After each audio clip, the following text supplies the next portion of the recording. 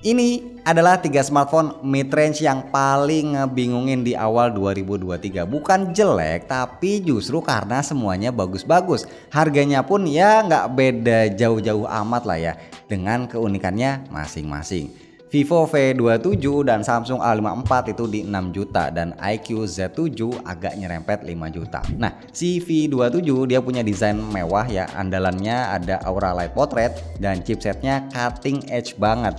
Kalau A54 desainnya juga cakep tapi dia lebih minimalis, terus ada rating IP68 dan kameranya asik ya buat rekam video. Sementara iQOO Z7 dengan harga yang lebih miring, dia arahnya lebih ke untuk segmentasi gaming.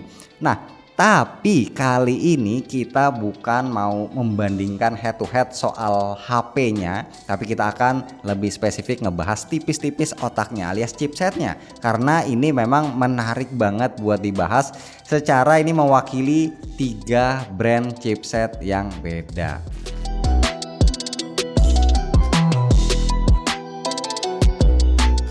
Bismillah, alhamdulillah kita ketemu lagi bareng gua Romi. Ya siapa tahu nih ya, siapa tahu ada yang lupa belum mijit tombol like, boleh dibantu ya. Insya Allah kalian dapat pahala ngebantu kita dan semoga yang udah nge-like sehat terus, lancar rezekinya, amin. Oke, untuk peserta adu chipset di video ini kami punya Dimensity 7200, Snapdragon 782G dan Exynos 1380.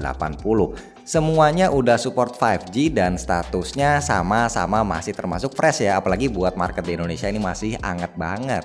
Oke, mari kita sama-sama lihat dulu untuk spesifikasi atau susunan core-nya ya. Dimensity 7200 jadi yang paling canggih dengan fabrikasi 4 nanometer dan juga jenis core-nya dia yang paling baru pakai 2 big core Cortex A715 2,8 GHz dan 6 core Cortex A510 yang sayangnya ini speednya dirahasiain. Sedangkan Exynos 1380 udah 5 nanometer, dia pakai 2 big core Cortex A78 2,4 GHz dan 6 core A55 2 GHz. Lalu si Snapdragon 782G masih 6 nanometer tapi komposisinya unik nih. Dia pakai 1 big core A78 2,7 GHz dan 3 core A78 2,4 GHz, sisanya 4 core A55 1,8 GHz. Oke, kita lanjut lagi ya, kita lihat beberapa spek lainnya. Untuk GPU Snapdragon ini beda sendiri ya, dia pakai Adreno, sedangkan yang lain sama-sama pakai Mali. Nah, untuk RAM semuanya sama-sama support LPDDR5, storage support UFS 3.1 dan bisa dijejelin kamera up to 200 megapiksel. Next, buat WiFi Dimensity 7200 ini paling canggih, dia udah WiFi 6E sendiri ya. Dan untuk display semuanya sama, mentok di Full HD 144Hz. So kalau kita lihat dari rentetan spek yang tadi barusan, sebenarnya ketiga chipset mid-range ini ada di kasta yang kurang lebih sama. Ada perbedaan ya, tapi tipis-tipis aja. Dan kalau kita cuma ngelihat spek di atas kertas, maka Dimensity 7200 adalah yang paling tinggi di antara yang lain. Tapi apakah realitanya benar seperti demikian?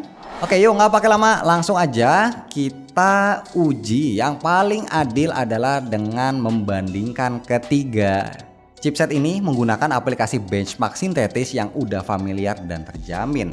Gua sebisa mungkin menghindari untuk uji main game apalagi ngebahas suhu karena kayaknya kurang relevan. Secara ketiga HP ini tentunya dia punya UI berbeda dan cooling sistemnya juga beda-beda.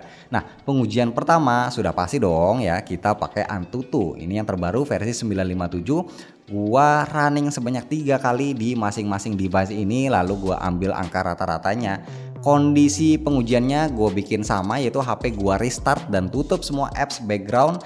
Dan suhu ruangan itu pakai AC, gua tesnya di kisaran 25 derajat Celcius. Nah, dari 3 pengujian ini kita bisa lihat skor Exynos adalah yang paling stabil, walaupun sayangnya jadi yang paling kecil sendiri. Dan untuk overall score, juaranya adalah Dimensity 7200 dengan gap yang jauh banget, dia nyelonong sendirian dengan rataan 632.000 poin.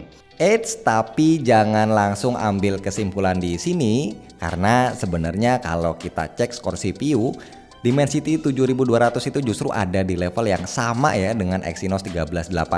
Keduanya ada di bawah Snapdragon 782G. Tapi kalau urusan GPU alias grafis, Dimensity 7200 ternyata jadi yang paling jos ya di sini, nyentuh angka 200.000. Sementara Snapdragon 782 cuma 180.000 dan Exynos 1380 itu di 148.000. Next, mari kita uji lagi CPU-nya sekali lagi dengan aplikasi yang berbeda, Geekbench 6 yang masih hangat karena ini belum lama dirilis. Ini juga sama ya, semuanya gua tes sebanyak 3 kali pengujian. Di sini kita bisa dapetin hasil yang menarik banget ya, karena ternyata si Dimensity 7200 ini lebih unggul di performa single core. Dia unggul tipis aja dari 782G. Tapi kalau untuk running apps atau game yang butuh multi core, pemenang mutlaknya justru adalah Snapdragon 782G, dan bahkan skor multicore si Dimensity 7200 ini malah sedikit di bawah Exynos 1380.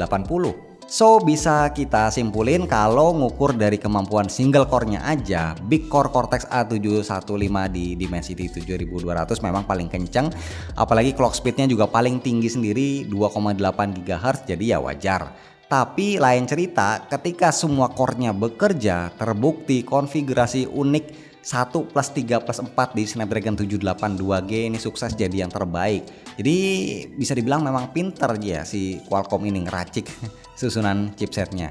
Oke, masuk pengujian yang terakhir, saatnya kita bandingin kemampuan GPU atau grafisnya untuk simulasi sekencang apa sih ketiga chipset ini ketika dipakai main game kelas menengah ke atas, bukan ecek-ecek. Nah ini juga masih sama ya, semua gua running 3 kali tes dan gua ambil angka rata-ratanya dapat segini. Pengujian ini juga menarik karena ternyata kemampuan gaming si Exynos 1380 ini benar-benar mirip banget sama Snapdragon 782G.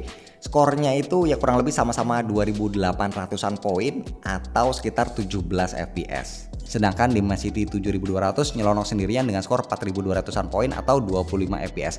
Ini sesuai dengan data skor GPU Antutu yang juga jadi paling tinggi tadi ya. Dan hebatnya si Dimensity 7200 ini dia nggak cuma paling kencang sendiri, tapi juga nggak kalah stabil dibanding dua pesaingnya. Yes, kalau soal kestabilan, ketiga chipset ini memang sama-sama oke, sama baiknya di kisaran 99%. Ya nggak heran lah, namanya juga chipset mid-range ya, biasanya memang stability-nya ada di kisaran angka segini. Nah kesimpulannya dari 3 uji benchmark sintetis tipis-tipis barusan, gua rasa udah cukup ya buat kita untuk mendapatkan kesimpulan yang menarik.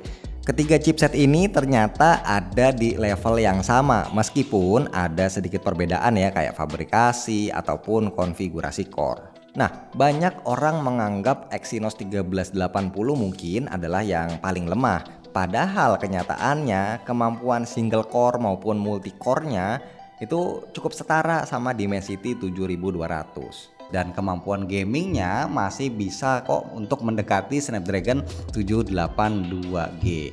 Sedangkan si 782G ini adalah jadi yang paling menonjol ketika running game atau apps yang butuh multi core. Misal kayak editing video, nah itu biasanya apps video editor itu dia bisa utilize banyak core sekaligus. Jadi intinya untuk multi core multitasking dia paling oke. Dan kalau yang kalian cari adalah kemampuan GPU alias gaming, ternyata Dimensity paling greget sendiri. Tadi kita lihat pas running 3D Mark bisa dapetin rataan 25 fps atau 8 fps lebih tinggi dari Exynos 1380 maupun Snapdragon 782G. Nah kalau kalian sendiri lebih prefer yang mana di antara ketiga chipset ini ya, bukan HP-nya? Apakah kalian tim Snapdragon, tim MediaTek Dimensity, atau kalian tim Exynos? Sok ramein kolom komentar, gua tungguin.